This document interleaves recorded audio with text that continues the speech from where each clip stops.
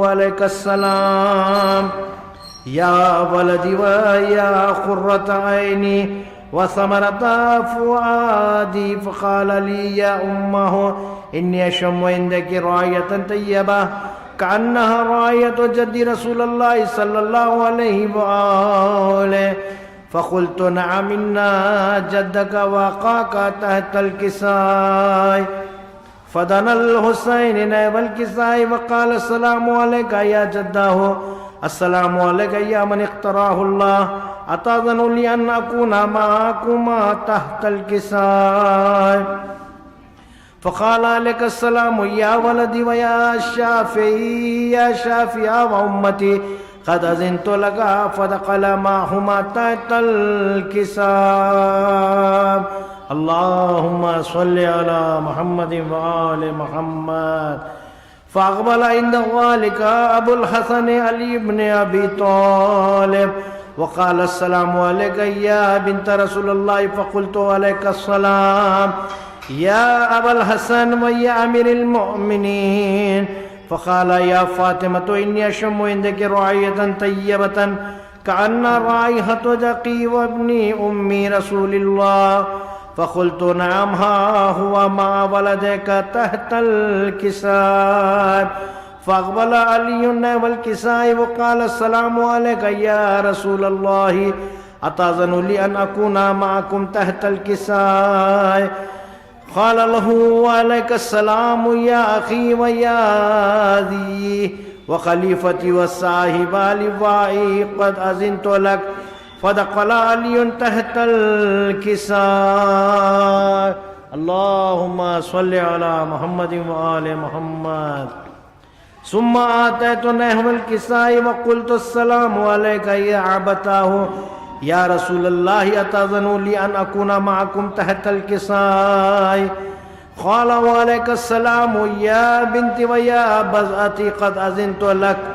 فدخلت تحت الكساء.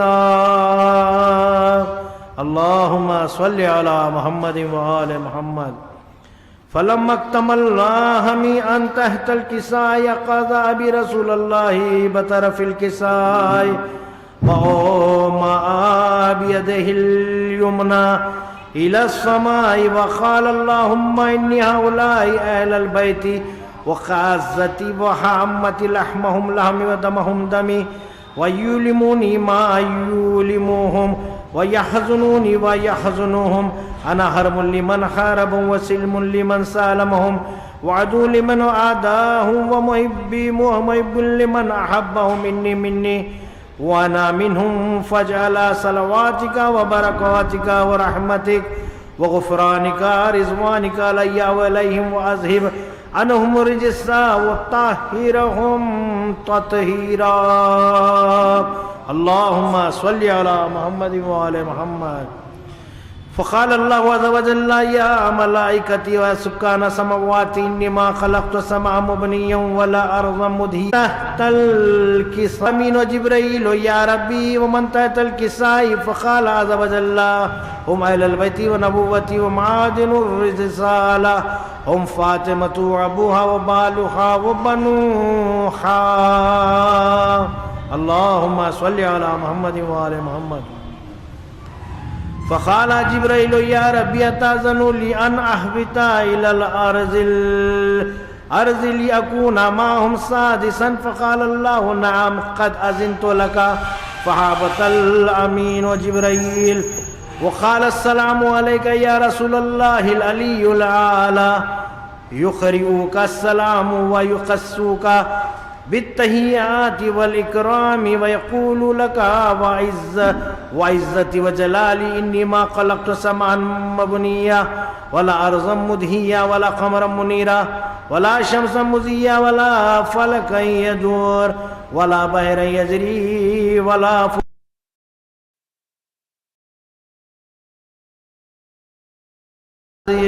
وقد أذن لي أن أدخل معكم فهل تأذن لي يا رسول الله.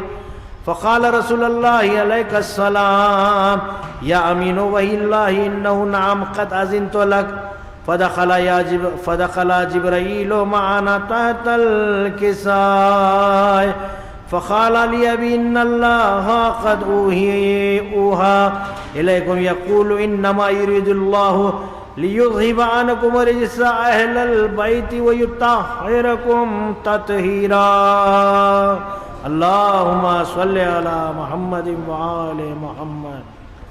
فقال علي لأبي يا رسول الله أخبرني ما لجلوسنا هذا تحت الكساء من الفضل عند الله. فقال نبي والذي بعثني بالحق نبيا واصطفاني بالرسالة نجيا ما ذكر قبرنا هذا في محافل من محافل أهل الأرض وفي جميع من شيعتنا وحبنا إلا ونزلت عليهم الرحمة وحفت بهم الملائكة واستغفرت لهم إلى أن يتفرقوا.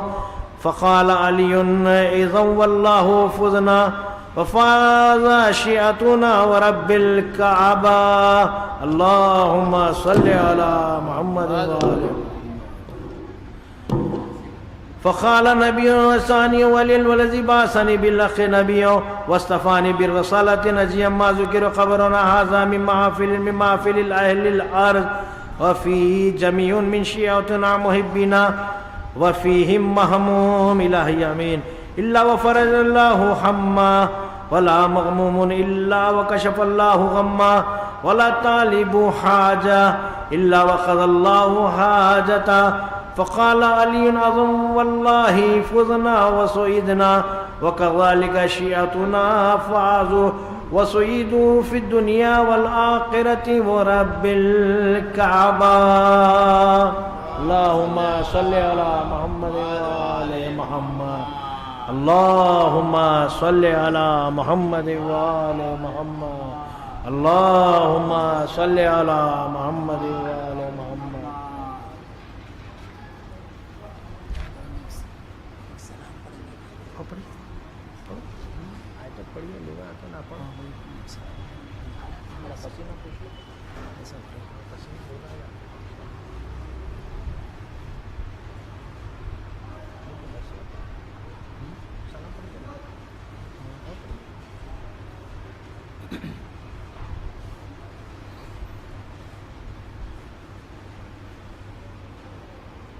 صلوات اللهم صل على محمد وآل محمد.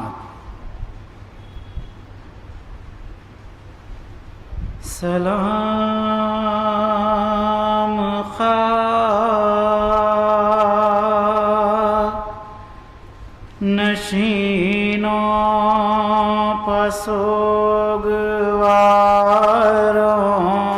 کا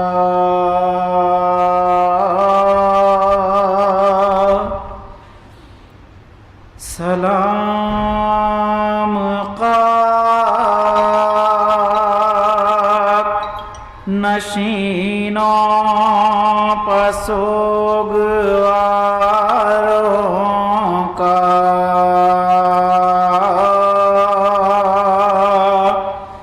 غریب دیتے ہیں پرسا تمہارے پیاروں کا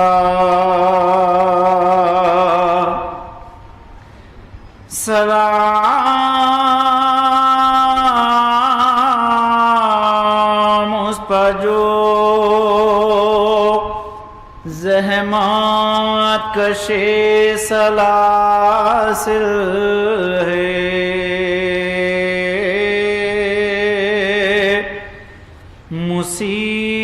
مصیبتوں میں امامت کی پہلی منزل ہے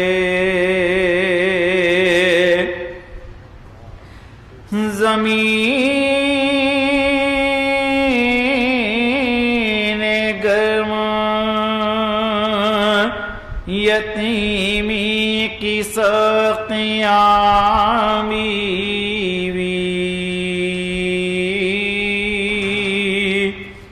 وہ سینہ جس پکے سوتی تھی اب کہاں بیوی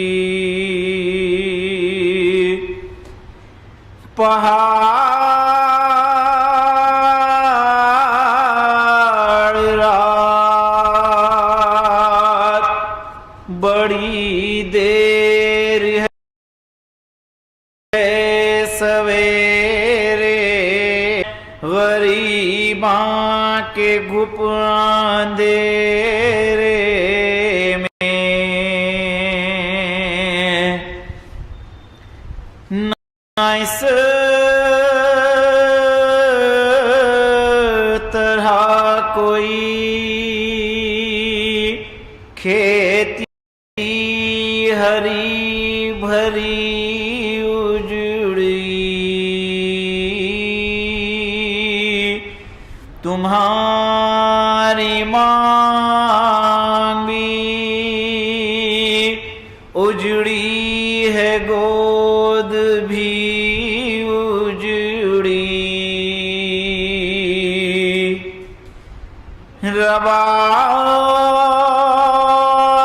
رباب مادرے بے شیر کو بھی سب کا سلام عجیب وقت ہے کیا دیں تسلیوں کا پیام ابھی کلیج میں ایک ہوک سی لگی ہوگی ابھی تو گود کی گرمی نہ کم ہوئی ہوگی یہ سن یہ حشر یہ صدمے نئے نئے بیوی کہاں پہ بیٹھی ہو خیمے تو جل گئے بیوی بچے تو اگلے برس ہم ہیں اور یہ غم پھر ہے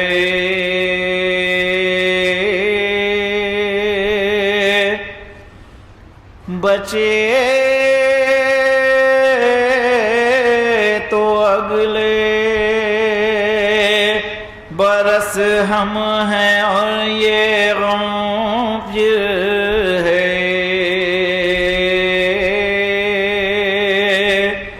جو چل بسے تو یہ اپنا سلام آخر ہے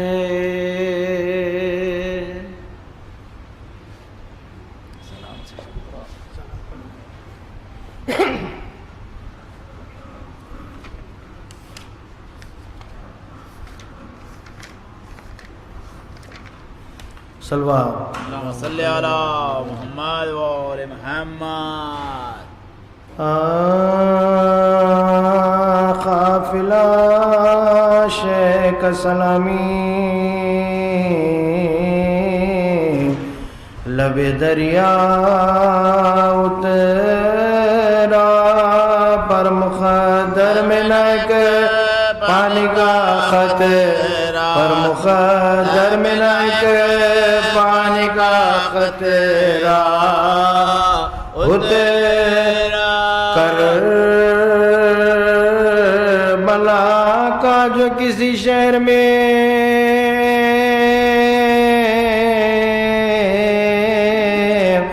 نقشہ اترا بول زمین عرش مولا مجرئی بولی زمین عرش مولا اترا انتہا کی جو ترازو میں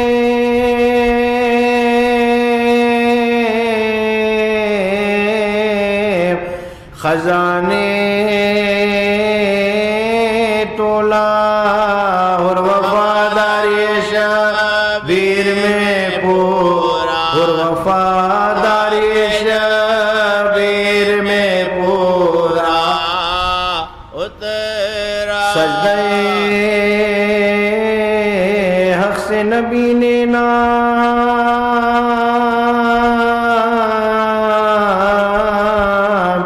اٹھایا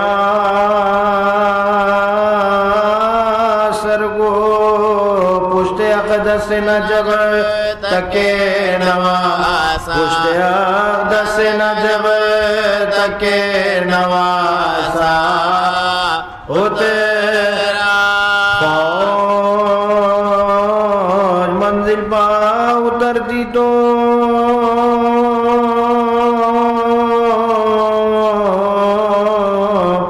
سکینہ کہتی صاحبو دیکھو کدھر ہے میرا بابا صاحبو دیکھو کدھر ہے میرا بابا اترا گرد بیٹوں کو پھرا کریے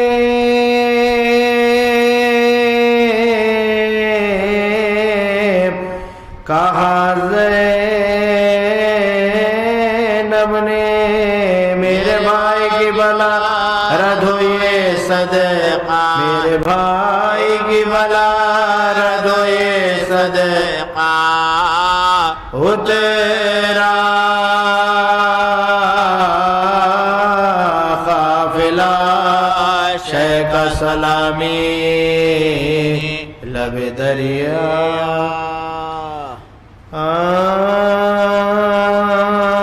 اے مومن حسین سے مقتل قریب ہے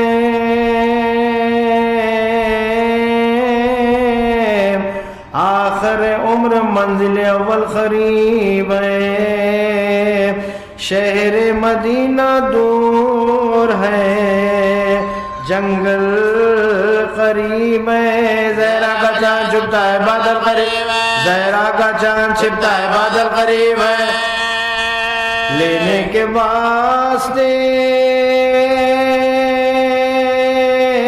ملک الموت آتے ہیں مقتل کو اپنے پاؤں سے شبیر جاتے ہیں مقتل کو اپنے پاؤں سے شبیر جاتے ہیں القصہ صبح منزل آخر آیا ہوئی لیکن یہ صبح سبت نبی کو کہاں ہوئی زیجا سواری رو کے نہ آگے رواں ہوئی حیرا سپاہ خسرو کونو مکان ہوئی 6 گھوڑے بدلے دوشے نبی کے سوار نے لیکن قدم بڑھایا نہ اگراوا لیکن قدم بڑھایا نہ اگراوا القصہ خیمے ہو گئے استادہ جا بجا اور خیموں میں اترنے لگے آل مصطفیٰ جوڑی سے پر کجا وے زینب نہیں ملا خود اہتمام کرنے لگے شاہ کربلا رو کی قناعت اکبرو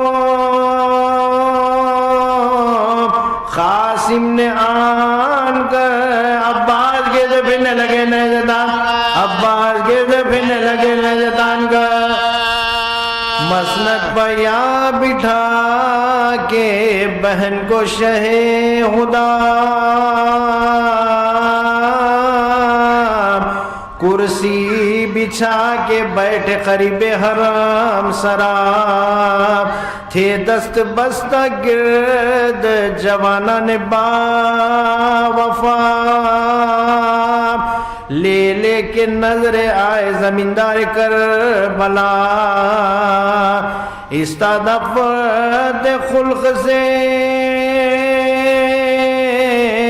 شبیر ہو گئے، نظروں پہ ہاتھ رکھ کے بغل گیر، نظروں پہ ہاتھ رکھ کے بغل گیر، بٹھلا کے پہلوؤں میں انہیں یہ کیا بیان، اے کربلائیوں میں تمہارا ہوں مہمان، ظالم مجھے ستاتے ہیں جاتا ہوں میں جہاں، بیچوں جو یہ زمین تو چند دن رہوں یہاں، رہنے سے میرے سب یہاں آرام پائیں گے، خاک شفا تمہاری زمین کو بنائیں گے، خاک شفا تمہاری زمین کو بنائیں گے، دینار دے کے 60,000 ان سے یہ کہا،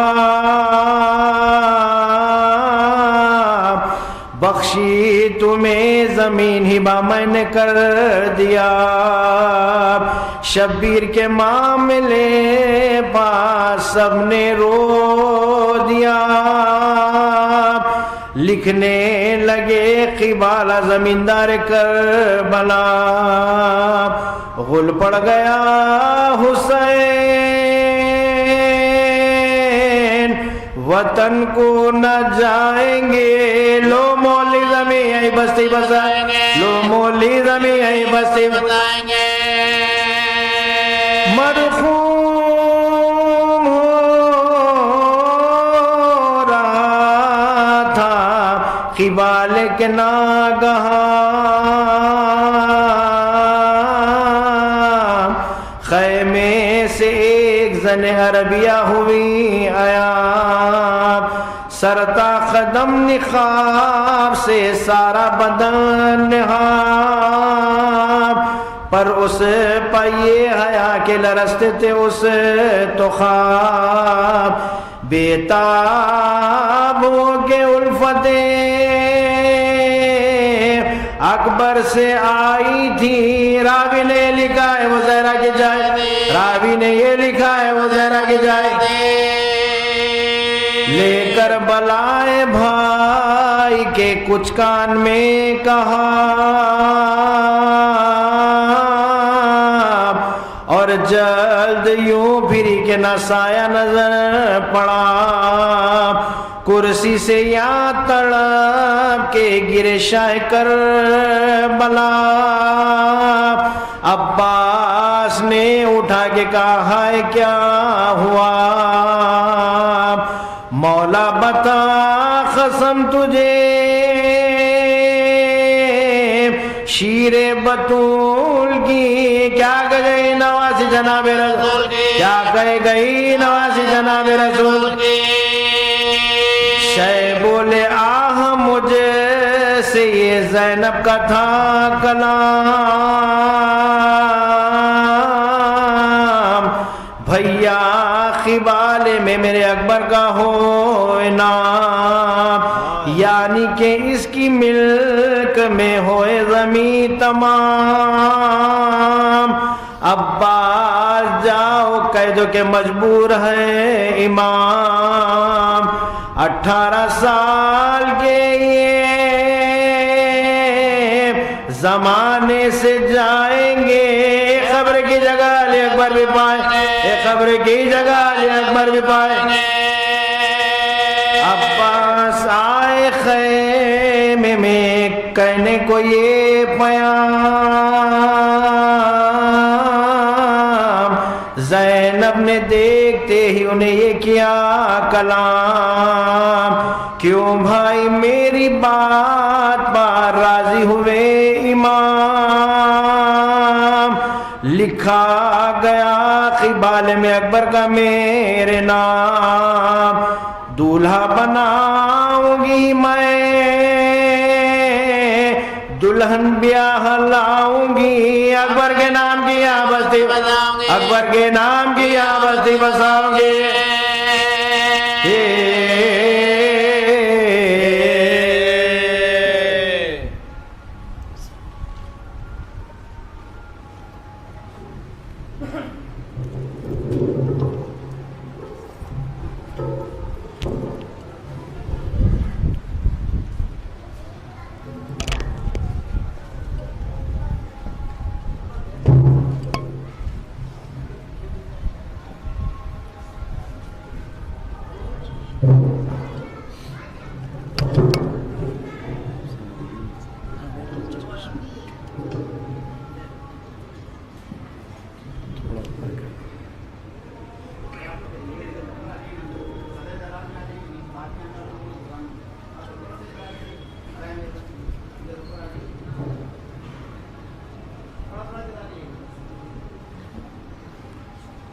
رحم الله من قرأ سورة الفاتحة مسبوقة بالصلاة على محمد وآل محمد. بسم الله الرحمن الرحيم. الحمد لله رب العالمين مالك يوم الدين إياك نعبد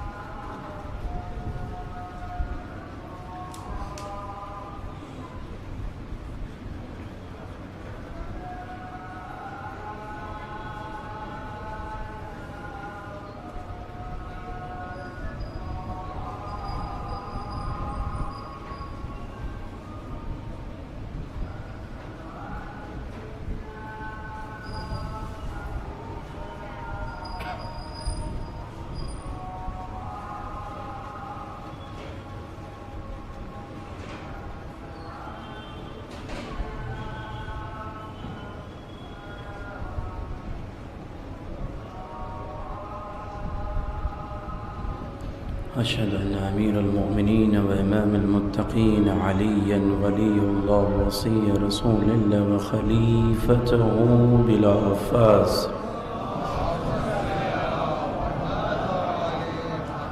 سب مل جل کے بلند ترین صلوات پڑھے محمد وعلى محمد.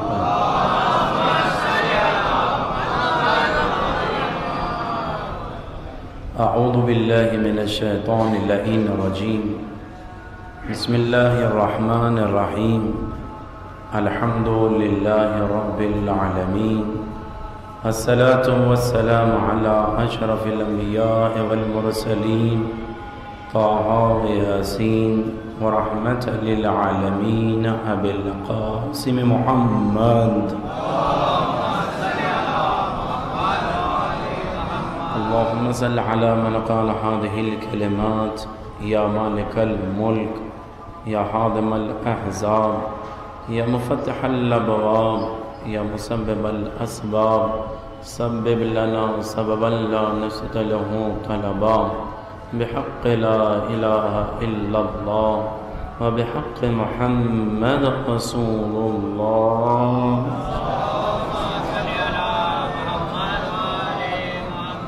وعلى سيد المطهر وإمام المظفر وشجاع الغضنفر أبي شبير وشبر أبي الحسنين أمير المؤمنين علي بن أبي طالب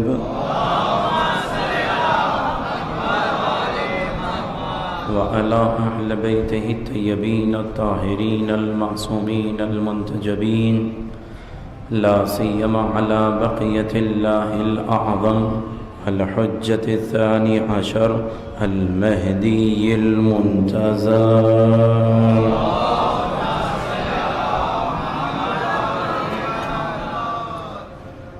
ولعنة الله على أعدائهم أجمعين من الآن إلى قيام يوم الدين لا سيما على جبت والتاغوت.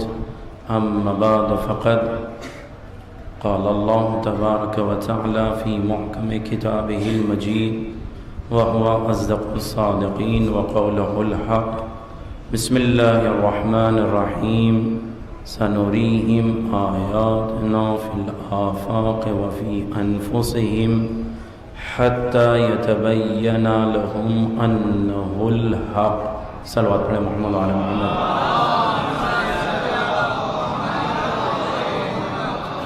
مل جل کے بلند ترین صلوات پڑھیں محمد علی محمد.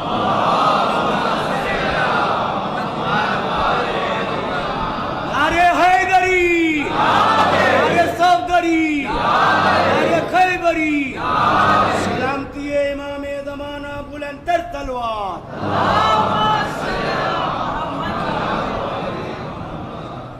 ایک اور صلوات پڑھ دیں محمد علی محمد.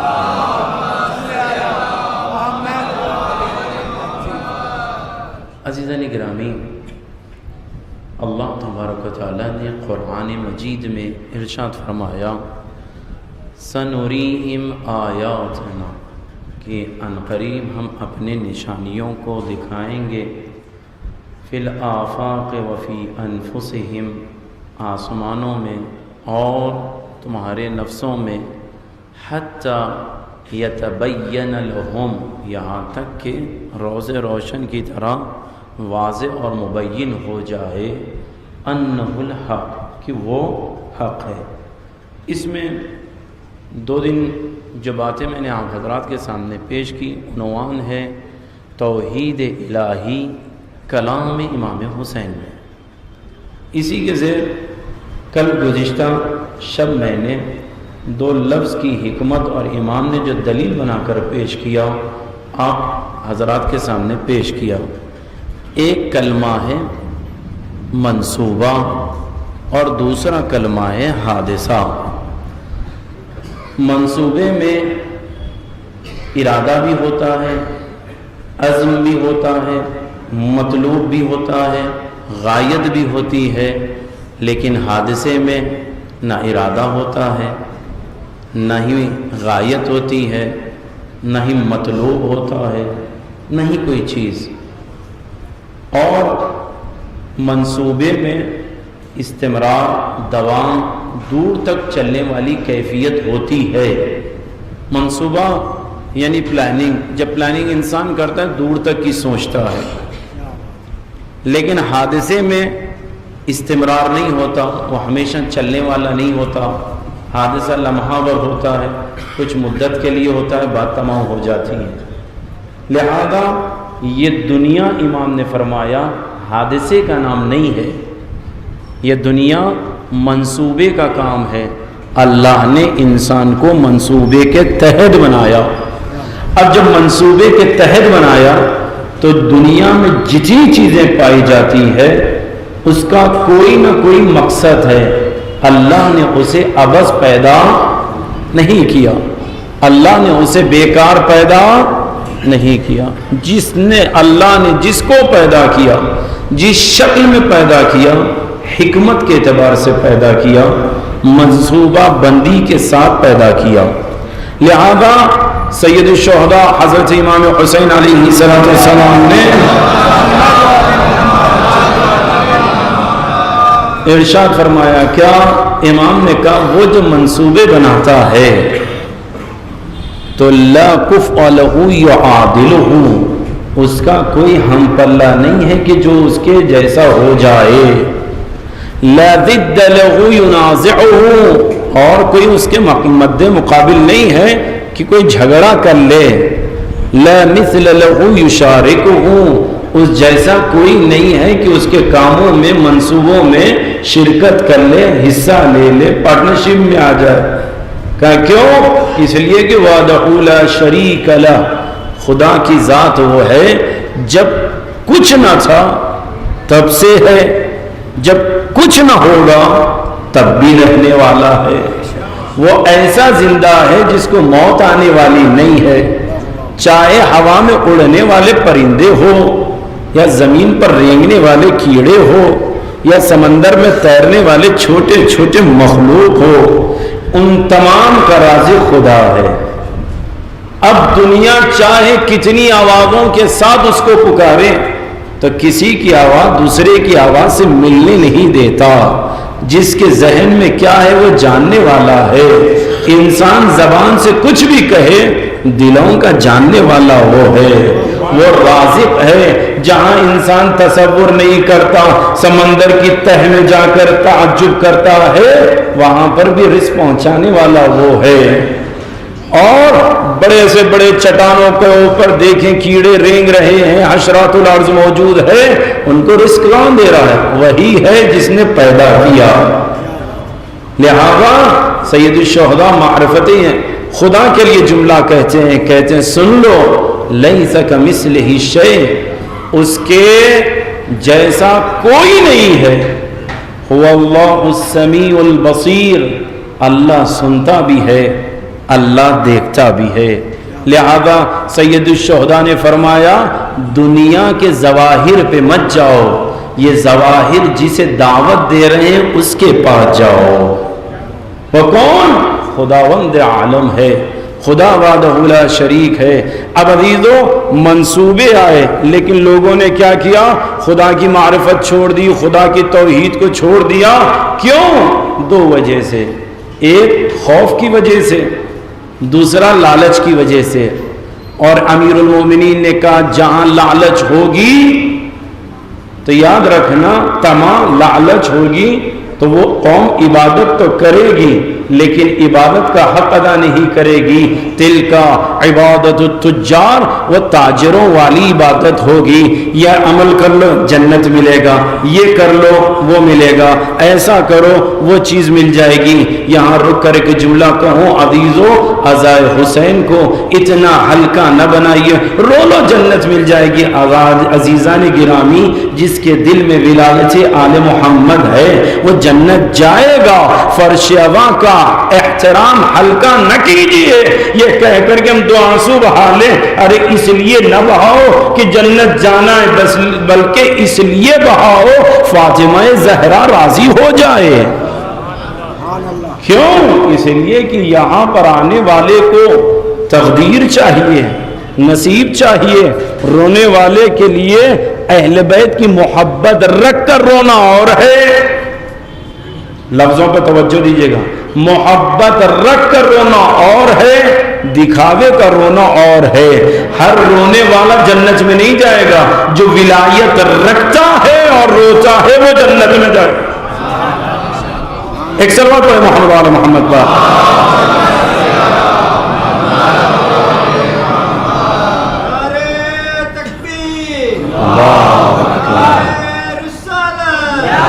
رسول اللہ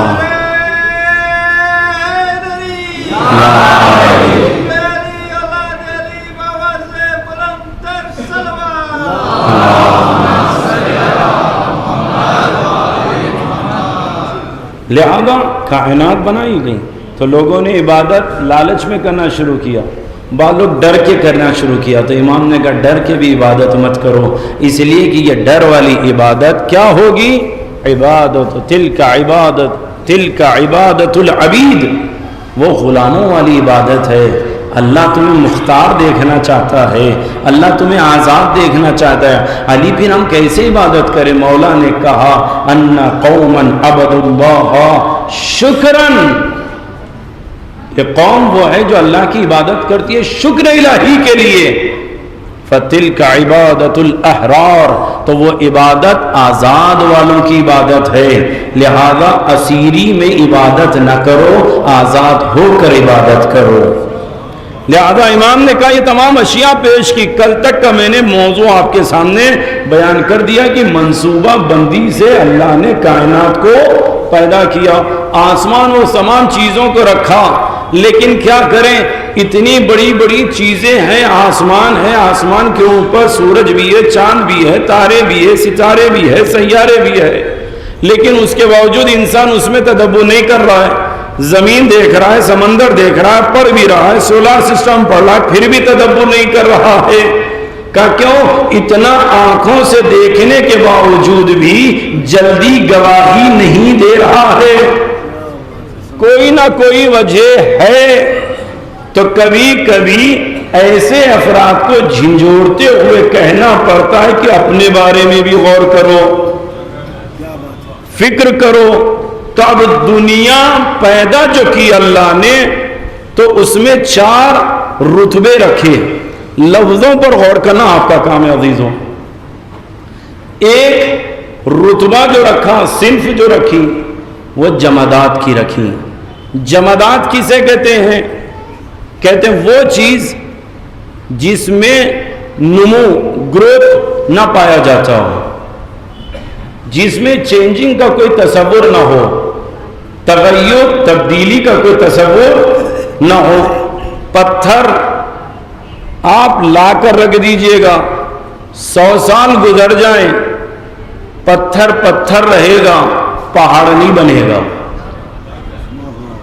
کیوں؟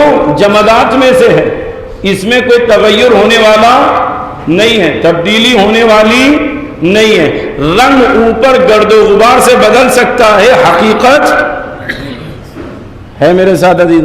اس کو کہتے ہیں جمادات، یعنی جامد۔ شاید انگلش میں اس کا ترجمہ سالڈ، جس میں کسی زاویے سے کمی نہ ہو اور مضبوطی، صلابت پائی جاتی ہے، سختی پائی جاتی ہے جمادات میں، لہذا جمادات کو رکھا۔ لیکن جب رتبہ آگے بڑھا تو اللہ نے جمادات کے بعد نباتات کو رکھا۔ نباتات یعنی کیا؟ جو گروتھ بھی ہو، چینجنگ بھی ہو، رنگ پیلا بھی ہو سکتا ہے، ہرا بھی ہو سکتا ہے، اور بغیر پتے کے درخت بھی ہو سکتا ہے۔ تو جو نمو ہوتا ہے، تبدیلی ہوتی ہے، اسے کہتے ہیں نباتات۔ عام طور سے نباتات کا اطلاق درختوں پر، پودوں پر ہوتا ہے، جڑی بوٹیوں پر ہوتا ہے۔ کیوں؟ اس لیے کہ اس کے اندر تنوع پایا جاتا ہے۔ جب تک پتا اپنے درخت کے ساتھ ملا ہے تو پتے میں ہراپن ہے، لیکن پتا درخت سے جدا ہو گیا، چینجنگ آ گئی۔ پہلے جب درخت لگائے درخت چھوٹا تھا، زمانہ بدلا، بلند و بالا ہو کر بہترین درخت بن گیا۔ تو نباتات میں تبدیلی بھی آ سکتی ہے، تغیر بھی آ سکتا ہے، نشو و نما بھی ہو سکتا ہے، چینجنگ بھی آ سکتی ہے۔ لیکن جمادات میں سختی ہے، لیکن نباتات میں نرمی ہے۔ جس زاویے سے موڑو مڑ جائے گا، جس زاویے سے ڈھالو ڈھل جائے گا، 2 الگ کو ملا دو تیسرا بن جائے گا۔ کیوں؟ نباتات ہے۔ تو ایک صنف ہے جمادات کی، دوسری صنف بنتی ہے نباتات کی۔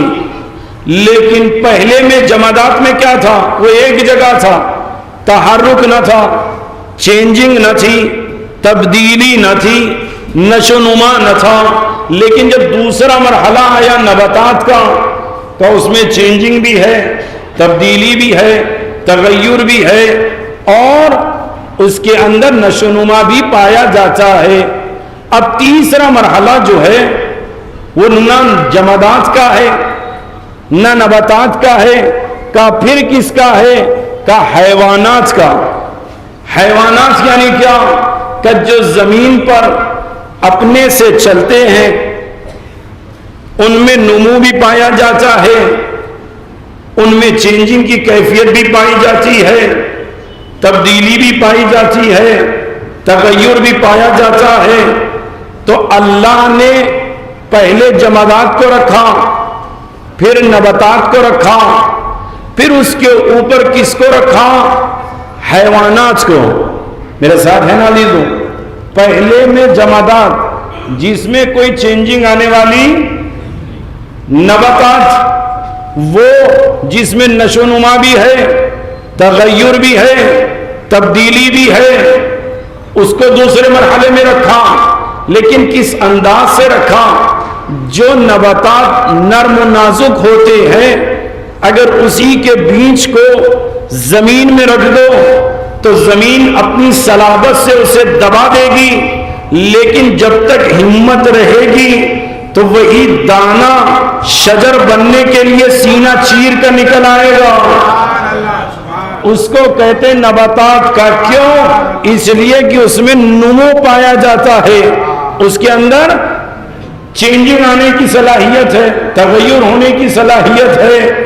حیوانات کا، جانور پیروں پر چلتے ہیں، وہ پتے بھی کھاتے ہیں، زندگی گزار لیتے ہیں، تو تیسرے مرحلے میں حیوانات کو رکھا۔ اب عزیزو حیوانات کو رکھا، لیکن ان کے اندر شعور تو ہے۔ جانوروں میں شعور ہوتا ہے، اگر آپ دیکھنا چاہیں کسانوں کو دیکھیں جا کر، صبح اپنے ساتھ لے جاتے ہیں، چھوڑ دیتے ہیں، وہ مدت پر گزرنے کے بعد مغرب سے پہلے کوئی ہو نہ ہو اپنے گھر، اپنے جہاں ان کا قیام ہوتا ہے وہاں پلٹ آتے ہیں۔ کس بیس پہ آتے ہیں؟ کہ ان کے اندر شعور ہوتا ہے، وہ پلٹ کر آتے ہیں۔ لہذا حیوانات میں شعور ہوتا ہے۔ بعض لوگ علماء مناطقہ نے شعور ہی کو عقل سے تعبیر کیا، یہ ذہن میں رہی ہے بھائی لوگ، شعور ہی کو کس سے تعبیر کیا؟ عقل سے تعبیر کیا۔ لیکن جمادات، نباتات، حیوانات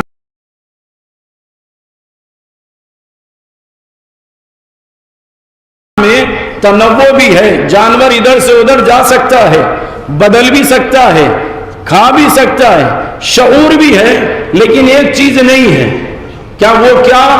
کہ اپنے معلومات کے خزانے سے کسی نئی چیز کو پیدا نہیں کر سکتا۔ ایک حیوان دوسرے حیوان سے مل جائے تو زندگی گزار لے گا، لیکن کوئی نئی چیز پیدا نہیں کر سکتا۔ کہ پہلے پہ جمادات، دوسرے پر نباتات، تیسرے پر حیوانات، چوتھے پر انسان کو رکھا اور کہا یہ انسان اشرف مخلوقات ہے۔ کہ اس کی صفتیں کیا ہے؟ کہ یہ خود سے کھاتا بھی ہے، نشو و نما بڑھتا بھی ہے، تبدیل بھی ہوتا ہے، چلتا بھی ہے، شعور بھی ہے، لیکن اللہ نے اس کو عقل بھی دیا ہے کہ اپنے معلومات سے وہ چیز سمجھ سکتا ہے جس کو پہلے نہیں جانتا تھا۔ ہے میرے ساتھ عزیزو، اس کو کہتے انسان۔ اور سب مناطقہ نے لکھا انسان ڈرو۔ پہلا مرحلہ یہ ہے جب دنیا میں بچہ آتا ہے، گرم، ٹھنڈا، خوشبو، بدبو کو محسوس کرتا ہے، حواس خمسہ، 5 سینس کو محسوس کرتا ہے، تو یہ پہلا علم ہوا۔ کہ اس میں جب اور بلندی ہوتی ہے، تبدیلی آتی ہے، گھٹنوں کے بل چلنے لگتا ہے، پھر پیروں کے بل جب چلنے لگتا ہے تو اس کے ذہن میں خیالات بہت آتے ہیں، یہ ایسا ہے، وہ ایسا ہے، بیٹھے بیٹھے بہت سی چیزیں بناتا ہے۔ تو علماء مناطقہ کہتے ہیں اس کو علم منطق میں علم خیالی کہتے ہیں، بیٹھے بیٹھے سب کچھ سمجھ لیں۔ لیکن جب اور بڑھتا ہے تو کہتے ہیں علم وہمی، یہ ذہن میں وہم ہے، حقیقت سے کوئی تعلق نہیں ہے۔ میرے ساتھ ہے نا عزیزو؟ لہذا پہلے میں حسی، دوسرے میں وہمی، تیسرے میں خیالی، یا دوسرے میں خیالی، تیسرے میں وہمی۔ کہا انسان الگ ہوگا تو تمام مناطقہ لکھتے ہیں منطق کی زبان میں مذہب نہیں ہوتا۔ میں کہاں لے جانا چاہتا ہوں عزیزو، سنیے گا۔ منطق کی زبان، منطق یعنی کلام کرنے کا طریقہ جو سکھائے، فکر کو صحیح کرنے کا راستہ، تو منطق کسی مذہب کا نام نہیں ہے۔ کوئی یہ نہ کہے منطق والوں کا مطلب کوئی مذہب تشیع ہے، مسلمان ہے، فلاں مذہب، نہ، مذہب کی بحث جس میں نہ ہو اسے منطق کا لا ہے۔ گرامر کسی کی میراث نہیں ہے۔ ہے میرے ساتھ عزیزو؟ تو وہ لوگ کہتے ہیں انسان کو انسان بننا ہے تو کرنا کیا ہوگا؟ تو مناطقہ یہ کہتے ہیں کہ جب تک انسان علم وہمی میں ہے، تو جانور کے برابر ہے. علم حسی میں ہے تب بھی جانور کے برابر ہے. جیسے گرمی تمہیں محسوس ہوتی ہے جانور کو بھی ہوتی ہے. جیسے تمہیں ٹھنڈک ویسے جانور کو بھی ٹھنڈک. جیسے تمہیں بھوک ویسے جانور کو بھی بھوک. اب کہا انسان میں جانور میں فرق کیا ہے؟ کہا کوئی فرق نہیں. علم حسی میں بھی حیوان، علم حسی میں بھی انسان آگے بڑھے. علم خیالی میں کا جانور بھی بہت کچھ سوچتا ہے، انسان بھی بہت کچھ سوچتا ہے، کوئی فرق نہیں. تیسرا علم وہمی کا جانور بھی وہم میں رہتا ہے، انسان بھی وہم میں رہتا ہے. اس اعتبار سے نہ انسان میں فرق ہے نہ جانور میں فرق ہے. کہ پھر انسان کو انسان بننا ہے تو کرنا کیا ہوگا؟ کہ چوتھے مرحلے میں آ کر اس کو اپنے عقل کا استعمال کرنا ہوگا. اگر عقل کا استعمال کیا تو ملائکہ سے افضل، اگر عقل کا استعمال نہ کیا تو جانوروں سے بدتر. ایک ذرا پڑے محمد آل محمد کو.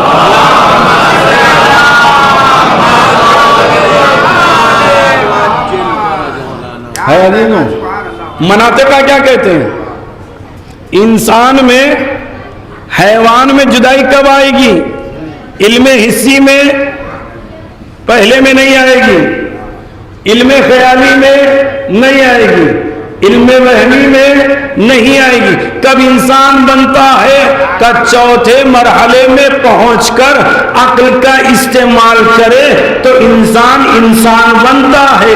ہم بھی تو 1400 سال سے کہہ رہے ہیں شروع کے تینوں کو چھوڑو،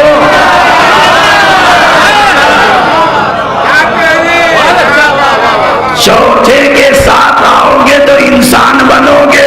اگر تین ہی کے ساتھ رہو گے نہ تم میں اور حیوان میں کوئی فرق نہ ہوگا.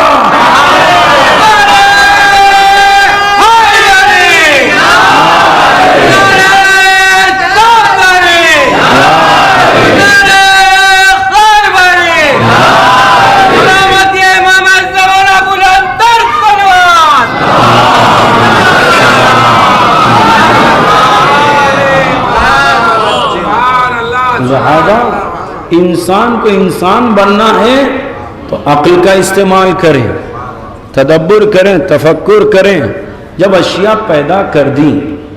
اب ایک حساس جملہ جو آج کی مقصد مجلس یہی ہے جو میں آپ کے حوالے کر رہا ہوں، بالخصوص اپنے نوجوان بھائیوں کو جو آج بہت خطرناک فکریں چلتی ہے، اس کا جواب اسی سے دے رہا ہوں. سمجھنا آپ کا کام ہے.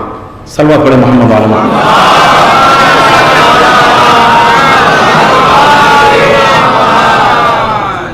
عزیزوں میں مثال دے رہا ہوں، مجبور ہوں ممبر سے اتنا کھل کے نہیں بول سکتا، مثال کا سہارا لے رہا ہوں ورنہ مثال ممبر کے لائق نہیں ہے. مجبوری کا نام استعمال کر رہا ہوں، لہذا مجھے اجازت دیجیے کہ صلوات پڑھیں محمد علیہ محمد.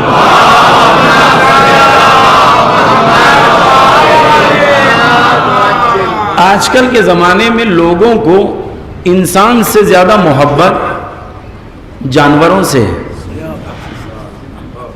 بعض وہ ہوتے ہیں جو طوطے پالتے ہیں اور ایسی باتیں کرتے ہیں، نہ طوطے میں فرق آتا ہے نہ ان میں.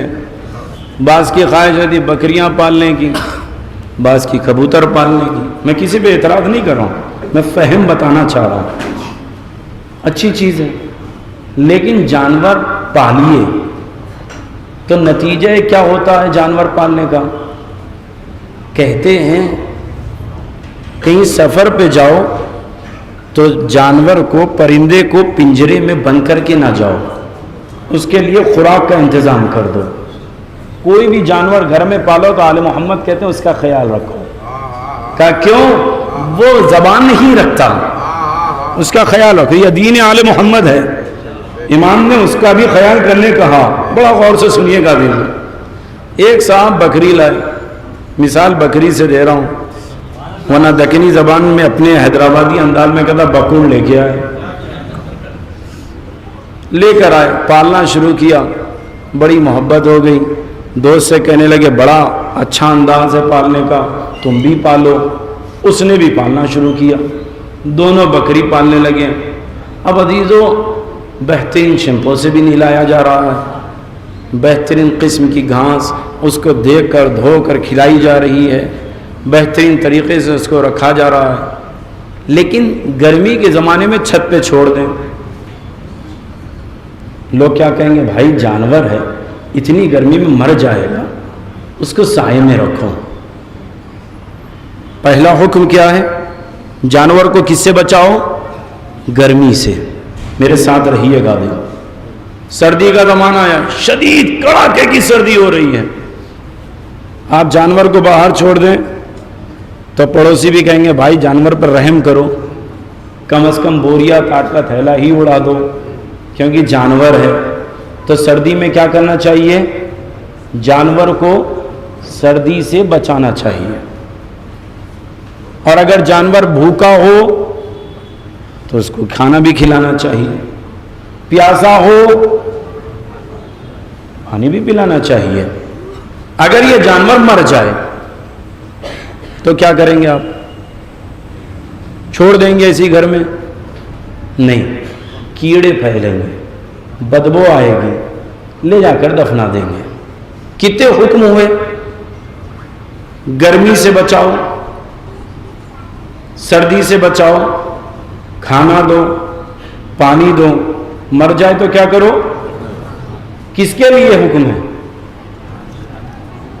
عزیزو کھل کے بولو، کس کے لیے؟ جانور کے لیے۔ سردی سے بچاؤ، گرمی سے بچاؤ، پیاسا ہو پانی دو، بھوکا ہے کھانا دو، مر جائے تو کیا کرو؟ دفنا دو۔ لیکن محبت جانور سے بڑی اچھی تھی، میں بہت چاہتا ہوں جانور کو، میں اپنے ساتھ بستر میں لے کر آتا ہوں، رکھتا ہوں، سوتا ہوں، جاگتا ہوں، کھیلتا ہوں، اسی کے ساتھ زندگی گزارتا ہوں۔ تو دوسرے نے آ کر کہا کیا تم اپنے رشتہ داروں سے شادی کراؤ گے اپنے جانور کی؟ سوال بڑا بھونڈا ہے عزیزوں، میں جان رہا تھا اسی لیے پوچھ رہا ہوں۔ تو لوگ کیا کہیں گے؟ اگر وہ جذبات میں کہیں ہاں کرا دوں گا تو اس کا مطلب یہ ہے حیوان وہ تو ہے جو پل رہا ہے، جو پال رہا ہے وہ حیوان نما انسان ہے۔ کہا کیوں؟ اس کو انسان میں حیوان میں فرق نہیں معلوم۔ سمجھ میں آ گئی؟ تو کہا جانور سے کتنی بھی محبت بڑھ جائے رشتہ دار نہیں بن سکتا۔ ابھی تو میں کہاں لے جا رہا ہوں، بس اشارے میں کہہ رہا ہوں، کسی سے ملنے کا مطلب ہرگز یہ نہیں ہے محبت ہے ضرور رکھیے، ہم چاہتے ضرور چاہیے، لیکن اتنا یاد رکھیے گا جانور جانور ہوتا ہے، محبت بڑھنے سے انسان جانور میں جڑتا نہیں ہے، ملتا نہیں ہے، متحد نہیں ہوتا، اس لیے کہ جانور جانور ہے، انسان انسان ہے۔ اب عقیدہ اتنا بڑھ گیا کہ چلو تم بھی چلے ہم بھی چلے، کہاں مسجد میں چلتے ہیں تو متولی روک دے گا، تمہارے لیے تو مسجد ہے، جانور کے لیے نہیں۔ اب آپ کہیں یہ تو اللہ کا بندہ ہے، کہا اللہ کا بندہ ہے، اللہ کی مخلوق ہے، لیکن اس کا یہ حق نہیں ہے کہ اس کو مسجد میں لایا جائے۔ آپ کا اپنا جڑنا آپ کے لیے تو ہوگا، شریعت نہیں بنے گی۔ اب جو نوجوان پوچھتے ہیں ہم کیا کریں، تو بس اتنا سن لو، ارے آل محمد نے انسانیت کی خاطر جانوروں کو کہا پانی بھی دو، کھانا بھی دو، سردی سے بچاؤ، گرمی سے بچاؤ، مر جائے تو دفنا دو۔ اب ہم سے نہ پوچھو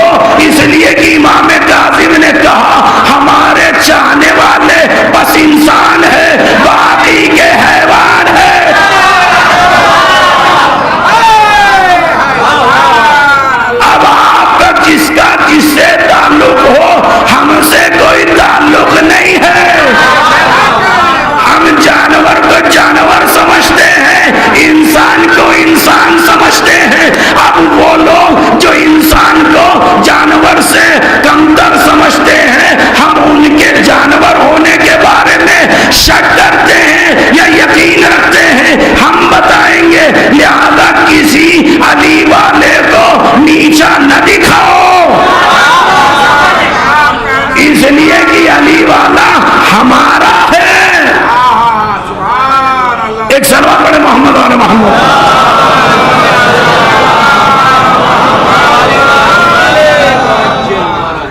لہذا انسان انسان ہے، حیوان حیوان ہے۔ مفضل نے کہا مولا اشرف مخلوقات میں اللہ نے انسان کو رکھا، پہلے جمادات، دوسرے پہ نباتات، تیسرے پہ حیوانات، چوتھے پہ انسان۔ لیکن جب اللہ نے انسان کو پیدا کرنے سے پہلے حیوانات کو پیدا کیا، آپ اٹھا کر تفاسیر دیکھیے گا یا علماء اخلاق کی کتابیں یا کتاب الحیوان اٹھا کر دیکھیں، مرغی کا بچہ جب دنیا میں آتا ہے، چوزا، تو اس کی چونچ ایسے ہوتی قوی ہے کہ پیدا ہونے کے بعد، ظاہر ہونے کے بعد اپنی چونچ زمین پر مارتا ہے رزق تلاش کرنے۔ ان گھوڑے کا بچہ یا گائے کا ہو، دنیا میں آتا ہے، کچھ دیر کے بعد اپنے پیروں پہ کھڑا ہو جاتا ہے۔ پانی میں مچھلی اپنے بچے دے تو خود ہی تھوڑی دیر میں بچے تیرنے لگتے ہیں۔ مچھلی میں پانی میں رہنے والی مچھلی کے بچے تیرنا جانتے ہیں۔ دنیا میں چلنے والی زمین پر مرغی کے بچے چونچ زمین پر مارنا جانتے ہیں۔ جس پہ سواری کی جاتی ہے گھوڑے کے بچے بھی دنیا میں آتے ہیں تو اپنے پیروں پر کھڑے ہو جاتے ہیں۔ لیکن امام کہتے ہیں اللہ نے انسان کو ضعیف پیدا کیا۔ جب دنیا میں آتا ہے نہ پیروں میں اتنی طاقت کے کھڑا ہو جائے، نہ ہی اس کے اندر اتنی صلابت کی وہ قیام کر کے اپنا رزق کے لیے آگے بڑھے، بلکہ نحیف سا ہوتا ہے، بہت کمزور ہوتا ہے۔ شکم مادر سے جب باہر آتا ہے تو اجنبی کہلاتا ہے۔ تو مفضل نے کہا مولا کیوں اللہ نے اس بچے کو کامل العقل بنایا؟ عقل پوری دے دیتا، 18 سال میں دے رہا ہے، 14 سال میں شریعت میں دے رہا ہے، تو یہ جو 14 سال 9 سال کا مسئلہ ہے خدایا بچپن میں دے دیتا، عقل پیدا ہوتے ہی آ جاتی۔ جیسے حیوانات میں شعور آ گیا، چوزے زمین پر چونچ مار رہے ہیں، مچھلی کے بچے تیر رہے ہیں، گھوڑے کے بچے پیروں پر کھڑے ہیں، فرزند رسول اللہ بھی بچوں کو پیدا ہوتے ہی عقل دے دیتا۔ تو امام کا جواب یہ ہے خدا نے انسان کو جب پیدا کیا تو شکم مادر سے جب ظاہر کیا تو جاہل رکھا، کچھ نہیں جانتا، جاہل رکھا۔ مولا کیوں؟ 5 حکمتیں امام نے بتائی ہے، اس کو بڑا غور سے سنیے گا۔ امام نے فرمایا اللہ نے پہلی حکمت یہ رکھی، اگر معصوم بچے کو، نومولود بچے کو، حدیث الولادہ والے بچے کو عقل کامل دے دیتا تو دنیا میں آتا تو بڑے سے درختوں کو دیکھتا، پہاڑوں کو دیکھتا اور آوازوں کو سنتا، چہروں کو سمجھتا، تو ممکن ہے، امام کہتے ہیں ممکن یہ تھا خوف کے مارے دم توڑ دیتا۔ عزیز اللفظ پہ غور کریں، کیا کہا امام نے؟ کہ یہ سب چیزیں دیکھتا تو خوف کے عالم میں دم توڑ دیتا۔ کیوں؟ اس لیے کہ اگر بچہ نومولود الگ ہو تو بلک بلک کر روتا ہے، لیکن شفقت والی ماں اسے اٹھا کر سینے سے لگا لے بڑا اطمینان آتا ہے۔ کیوں؟ کہ وہی دھڑکتا ہوا دل جس کو سن کر دنیا میں آیا ہے، میں اسی کے قریب آ گیا۔ پہلی حکمت ہے بچے خوف کی وجہ سے نہ مر جائے، اس لیے اللہ نے عقل کامل نہیں دیا۔ دوسری حکمت، مفضل امام کہتے ہیں دوسری حکمت یہ ہے، اس لیے اللہ نے بچوں کو کامل العقل نہیں بنایا، کیونکہ اگر ماں کام میں مشغول ہو اور بچہ سب کچھ سمجھتا ہو اور اس کی مرضی نہ چلے، مجھے یہ چاہیے میں وہ کرنا چاہتا ہوں، اور ماں باپ اگر وہ پورا نہ کرے تو اپنے بدن کی کمزوری کی وجہ سے وہ ذہن میں یہ سوچے گا میں کتنا بے بس ہوں، وہ اپنے سے نفرت کرے گا۔ کیا آل محمد ہے؟ کہتے امام کہتے ہیں وہ اپنے سے نفرت کرے گا، اللہ کو یہ گوارا نہیں کہ مخلوق اپنی ذات سے نفرت کرے، لہذا اسے عقل سلیم نہیں دیا۔ دوسری وجہ اللہ نے عقل سلیم نہیں دیا۔ کا تیسری وجہ کا سنو، اگر بچے کو عقل مل جاتی اور کلام کی صلاحیت مل جاتی، بچہ بولنا ہی شروع کر دیتا، لیتے لیتے بہت سی باتیں کرتا اور نہ جانے دن رات بکتے ہی رہتا۔ تو امام کہتے ہیں جیسے تشبیہ میں اپنے سے بتا رہا ہوں، کہتے ہیں جیسے جانور بلی یا دیگر جانور اپنے بچے کو ایک مدت تک پالتے ہیں، کچھ مدت کے بعد بچوں کو چھوڑ دیتے ہیں، کہ ویسے ہی ماں باپ اپنے بچوں کے کامل العقل اور بولنے کی وجہ سے عاجز ہو جاتے، لہذا انہیں چھوڑ دیتے، کچھ مدت کے بعد کہتے تم جیو اپنے حال پر، ہم تمہیں سنبھال نہیں سکتے۔ یہ ہے تیسری وجہ، جب چھوڑ دو گے تو امام کہتے ہیں جیسے جانوروں کو ان کے ماں باپ چھوڑ دیتے ہیں تو ان کے درمیان رشتہ داری نہیں ہوتی۔ اگر تمہارے ماں باپ بھی کچھ مدت کے بعد چھوڑ دیتے تو رشتہ داری نہ ہوتی، کوئی بھائی تمہارا طاقتور بن کے کھڑا نہ ہوتا، کوئی بہن تمہارے لیے صدقہ نہ دیتی، کوئی ماں تڑپ کر تمہاری بلائیں نہ اتارتی، کوئی باپ تمہیں سہارا نہ دیتا۔ چوتھی وجہ عقل کامل کیوں نہیں دیا؟ کہا اس لیے، غور سے میری بات کو سنیے گا عزیزوں، عقل کامل کیوں نہیں دیا؟ کہ امام کہتے ہیں عقل کامل اس لیے نہیں دیا، بہت سی چیزیں وہ ہوتی ہے جو شرعاً دیکھنا منع ہے،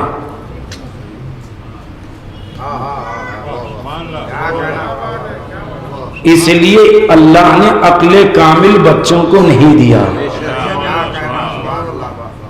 چار امام نے صورتیں وجہ بتا دی، پانچویں وجہ بتاتے ہوئے کہتے ہیں اگر بچہ بولنے لگے، اپنی ہی عقل کا استعمال کرنے لگے تو یاد رکھیے گا ہر انسان اپنے میں رہتا ہے، دوسرے کو سننا نہیں چاہتا۔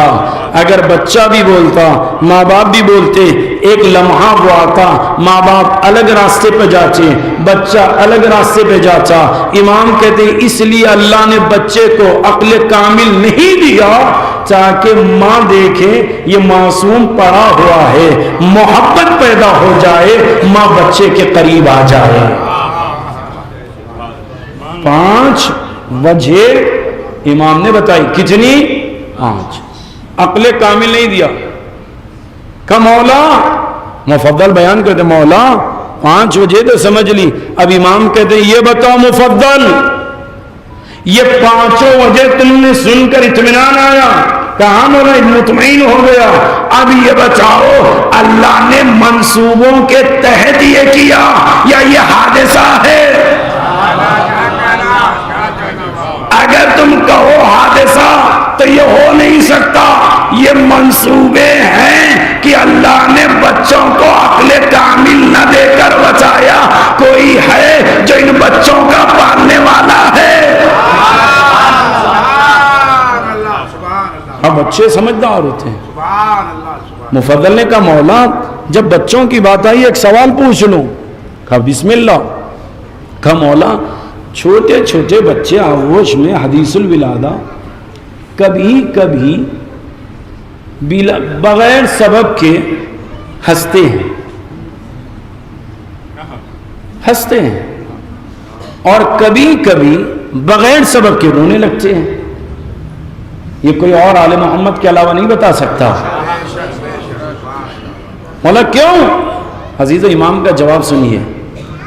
کہا جب بچے شکم مادر سے باہر آتے ہیں تو خوف کے عالم میں رہتے ہیں، لیکن جیسے ہی اپنے وقت کے امام کو دیکھتے ہیں مسکرانے لگتے ہیں، اور جب امام کو اپنی نگاہوں سے اوجھل ہوتا ہوا دیکھتے ہیں تو رونے لگتے ہیں. حدیثو اب میں یہاں سے ایک جملہ آپ کے حوالے کر رہا ہوں، کیسے سنو گے مجھے نہیں معلوم. کہا بچے ہنستے کب ہیں؟ کہ جب اپنے وقت کے امام کو آتا دیکھے، حجت الہی کو آتا دیکھے تو بچے مسکراتے ہیں. روتے کب ہیں؟ کہ جب آنکھوں سے اوجھل ہو جائے تو اب ہم سے نہ پوچھو علی اصغر اپنے بابا کی آغوش میں مسکرا کیوں رہے تھے. لوگ سمجھ کچھ اور رہے تھے، لیکن علی اصغر کی نگاہ بتا رہی تھی تم کہاں ہو، میرے سامنے علی بھی ہے، حسن بھی ہے، حسین بھی ہے. ایک سلوات پڑھے محمد آل محمد.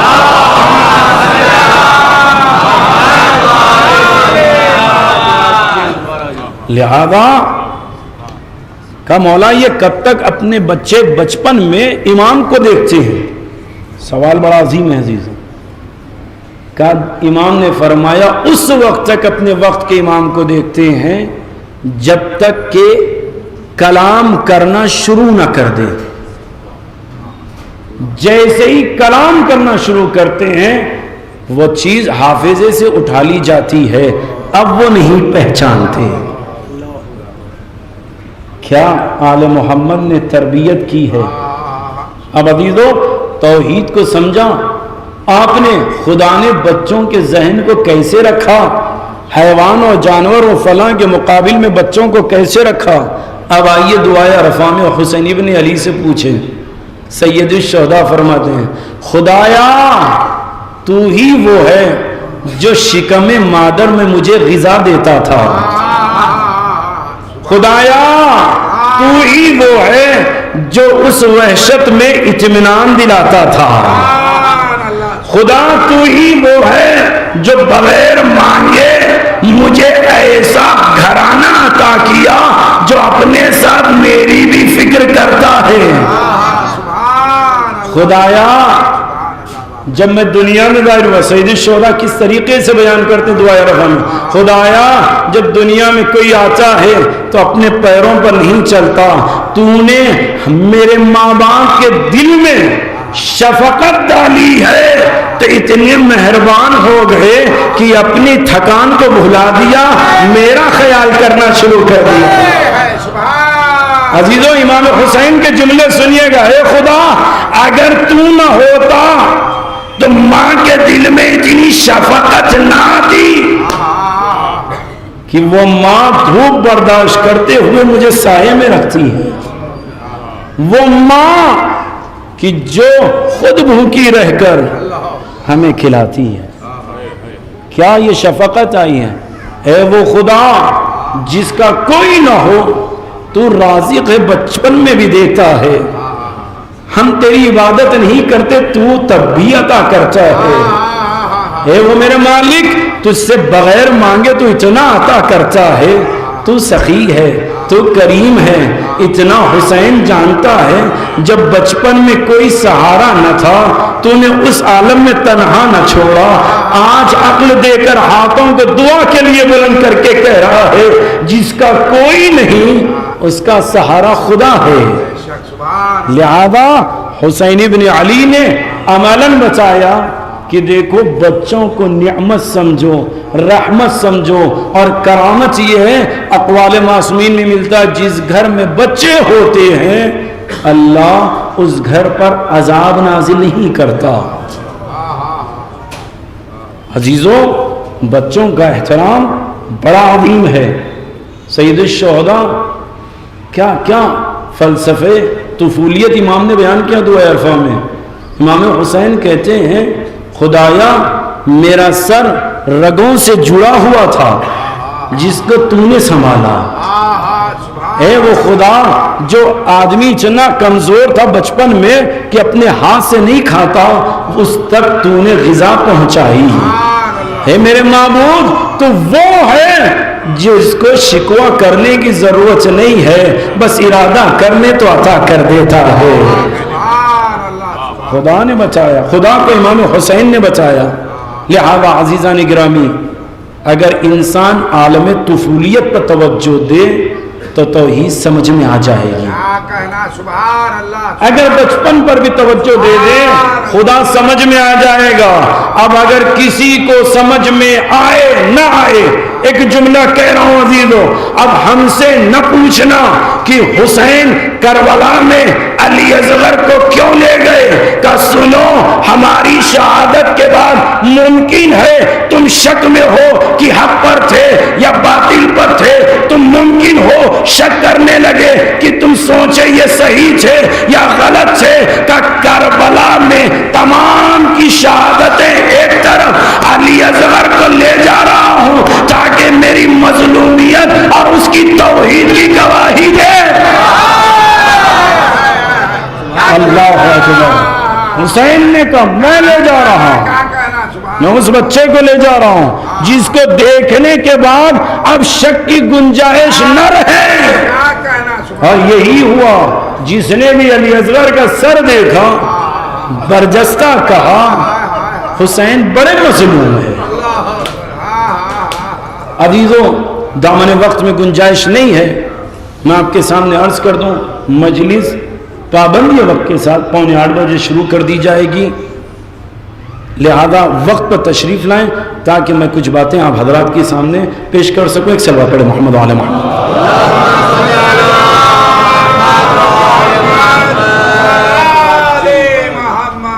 عزیزان گرامی، میں نے جیسے کل وعدہ کیا تھا بچوں کے مصائب جو کربلا میں ہیں ان کی شہادت پڑھوں گا، لیکن میں اپنے نوجوان چھوٹے بھائیوں سے ہاتھ جوڑ کر کہتا ہوں یاد رکھیے فرش عزا پر آئیے گا تو اپنے کو کچھ نہ سمجھے، بلکہ جب بھی تمہیں محسوس ہو کہ میں نے عزاداری میں حصہ لیا تو ماں کا شکریہ ادا کرو،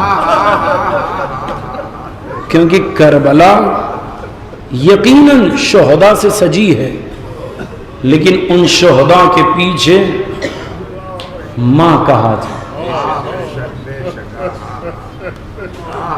حسین سید الشہداء ہے، لیکن اس دکھیاری بیٹی نے اپنے بابا سے کہا بابا میں اپنے بیٹے حسین کو پیش کروں گی۔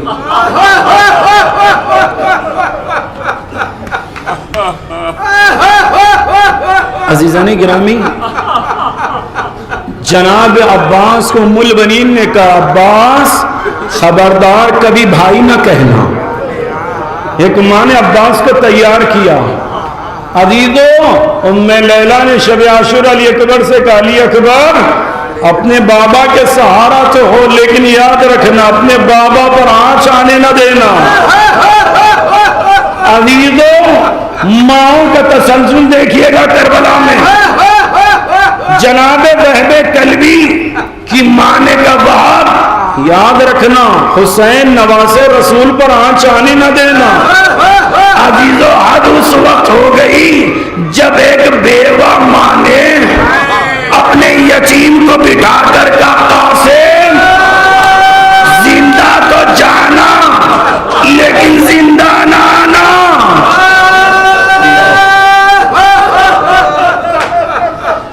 اور اس ماں سے پوچھے جس کا 6 ماہ کا بچہ اپنے باپ کی آواز پر جھولے سے گرا لیں. بابا علی اصغر حاضر ہے. ماؤں نے عزیزوں کربلا میں اولادیں دی ہے. اب جملہ میں صرف کرنے جا رہا ہوں عزیزوں, کیسے سنو گے؟ سید شہاب الدین مراشی نجفی نے کہا امام ہر مصیبت پر روچے ہیں, ہر مصیبت امام زمان ہر مصیبت پر روچے ہیں, لیکن جب کسی نے معلوم کرنے کی کوشش کی مولا ہم کیا کریں, تو امام نے کہا سب پر رونا لیکن یتیموں پر بھی رونا. کہا کیوں؟ کہا سب سے زیادہ حسین یتیموں کے بعد اپنی مصیبت کو سمجھنے لگے, میرے ان یتیموں کا کیا ہوگا. تاریخ کہتی ہے 7 محرم کو خیمے میں خواتین میں بیوائیں بھی تھیں, ان کے چھوٹے چھوٹے بچے بھی تھے عزیزوں, جن کی عمر تقریباً ولادت سے لے کر 11 سال تک کے بچے آپ کو خیمے میں ملتے ہیں. کتنی تعداد تھی؟ کا 7 محرم کو بعض ارباب مقاتل نے لکھا 120 بچے خیمے میں تھے. عصر عاشور کے بعد جب شام غریبہ میں زینب نے شمار کیا کتنے بچے, کا 70 بچے تھے. کا یہ 50 بچے, کا آلاتش آلاتش آلاتش ایڑیاں رگڑتے رہے.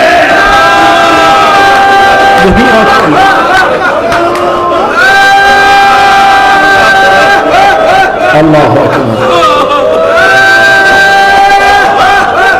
عزیزوں میں ہر سال حیدرآباد دکن میں فرخندہ بنیاد میں آج کی شب اصحاب کا حسین ابن علی کی ورودی کے مسائل پڑھے جاتے ہیں. میں نے کئی سال سے عشرے میں صرف آج 3 محرم کو چھوٹے چھوٹے بچوں کا ذکر کرنے کے لیے مخصوص کیا ہوں. مجھے معاف کرنا تھا کہ میں یہ بات آپ تک پہنچا دوں. جملہ سنو گے عزیزو, 50 بچوں کی اگر شہادت تاریخ میں تلاش کریں, سب کی شہادت ہے, لیکن ان بچوں جیسی شہادت کوئی تصور نہیں کر سکتا. کہا کیوں؟ کہا 4 محرم سے پانی بند تھا, جتنا پانی ملتا بڑے کم پیتے, بچوں کو پلاتے. لیکن 7 محرم کے بعد پانی ایک قطرہ نہ تھا کہ بڑے بچوں کو پلائے. عزیزوں نجم الحسن کراروی رحمۃ اللہ علیہ نے اپنی کتاب ذکر العباس میں لکھا, عباس جیسے غازی نے فرات سے پانی نہ لا کر اتنے کنویں کھودے, 1-2 نہیں 9 کنویں کھودے تاکہ بچوں تک پانی مل جائے. پانی میسر نہ ہوا. ارباب مقاتل نے بچوں کی کیفیت کیا لکھی؟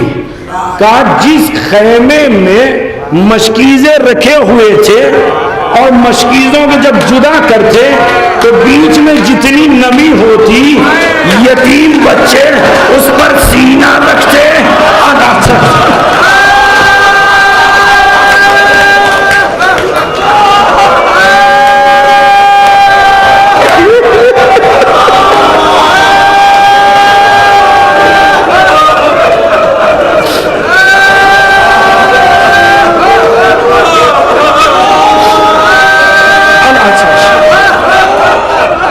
چھوٹے چھوٹے بچے. 7 محرم گزر گئی, 8 محرم گزر گئی, 9 محرم میں بعض بچے کھڑے بھی نہ ہوتے, بیٹھ کر ایڑیاں رگڑتے, سانس ایسا سے لیتے, پانی نہ تھا. ارباب مقاتل نے لکھا کچھ 4-5 بچے چھوٹے چھوٹے یتیم لڑکا لڑکی تمام جمع ہو کر جناب سکینہ کے پاس گئے. آقا قزوینی نے روایت لکھی کیا سب جمع ہو کر کہتے سکینہ اگر آپ اپنی پھوپھی اماں زینب سے کہیں گے کہ پانی کی سبیل کر دیں یا تو وہ آپ کے بابا حسین سے یا چچا عباس سے انتظام کرا دیں گے. بی بی حلق میں کانٹے محسوس ہوتے. زینب نے کہا چلو میرے ساتھ. یتیموں کو لے کر سکینہ آگے بڑھی. جیسے ہی زینب بی بی کا خیمہ آیا کہ رکو میں اندر جاتی ہوں. جیسے ہی پردہ ہٹایا زینب نے کہا پھوپھی اماں آپ پر ہمارا سلام ہو. زینب نے سلام کا جواب دیا. آقا قزوینی نے کہا سکینہ نے کچھ نہ کہا. سکینہ نے کچھ نہیں کہا کیوں؟ کہا اس لیے کہ زینب نے علی اصغر کو کبھی زمین پر رکھتی کبھی سینے سے لگاتی. کہا کیوں؟ علی اصغر کے دیدے پلٹتے جاتے میرا علی اصغر پیاسا ہے. سکینہ نے یہ جب دیکھا جملہ نہ کہا.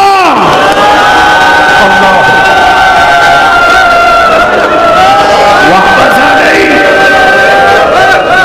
علی اصغر کی پیاس سمجھ میں آئی. ابھی لو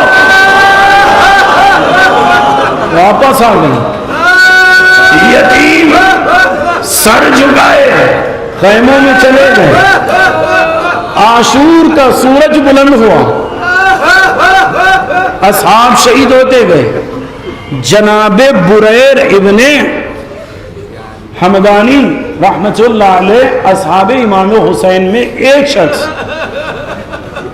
امام سے کہتے مولا بچے بڑے پیاسے ہیں, مولا اجازت دیجئے میں سبیل کا انتظام کروں. بریر گئے لیکن عزیزو سنو گے کسی یتیم نے اپنی جگہ نہ چھوڑی. جہاں بیٹھے تھے بیٹھے رہ گئے. لیکن کچھ وقت گزرنے کے بعد کسی یتیم نے آواز دی ارے سکینہ کے چچا مشکیزہ لے کر آئے ہیں.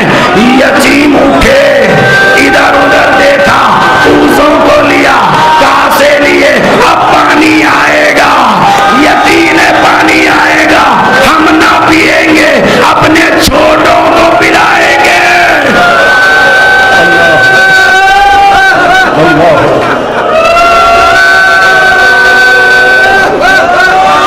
ہم نہیں پیئیں گے. عزیزو یہ روایت 8 محرم کو تفصیل سے سناؤں گا. آگے بڑھ کر بیان کروں.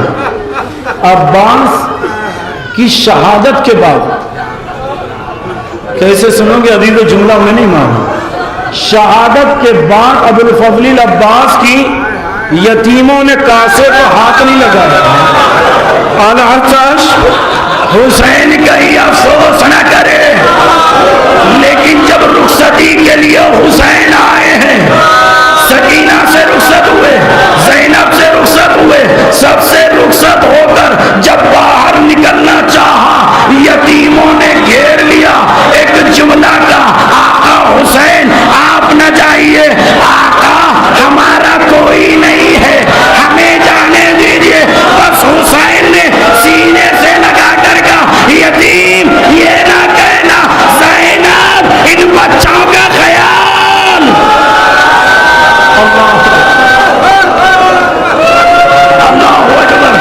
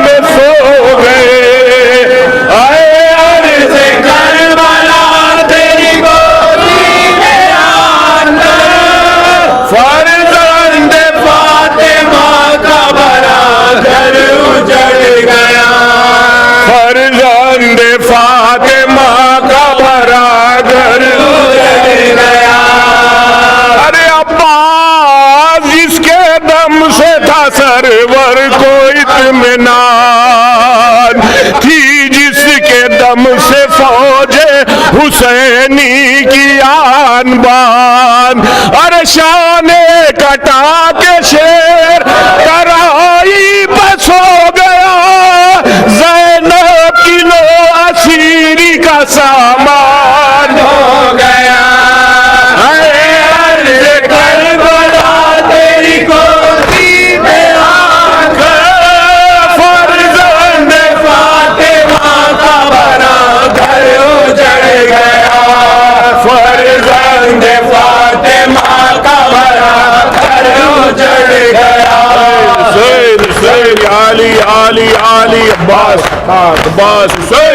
السلام علیکم یا ابا عبداللہ، السلام علیکم یا ابن رسول اللہ، السلام علیکم مولا امیر المومنین، السلام علیکم یا فاطمۃ الزہراء سیدۃ نساء العالمین، السلام علیکم یا جمیع شہداء دشت کربلا، خصوصاً سیدی مولا یا ابا الفضل عباس ابن امیر المومنین، السلام علیکم ورحمۃ اللہ وبرکاتہ، السلام علیکم یا مولا یا غریب الغرباء، السلام علیکم یا معین الضعفاء والفقراء، السلطان یا ابا الحسن یا علی ابن موسیٰ ایہا الرضا، السلام علیکم ورحمۃ اللہ وبرکاتہ، السلام علیکم یا مولا یا صاحب العصر والزمان، السلام علیکم یا شریک القرآن خلیفۃ الرحمن امام الانس والجان، علمان علمان علمان من فتنة الزمان،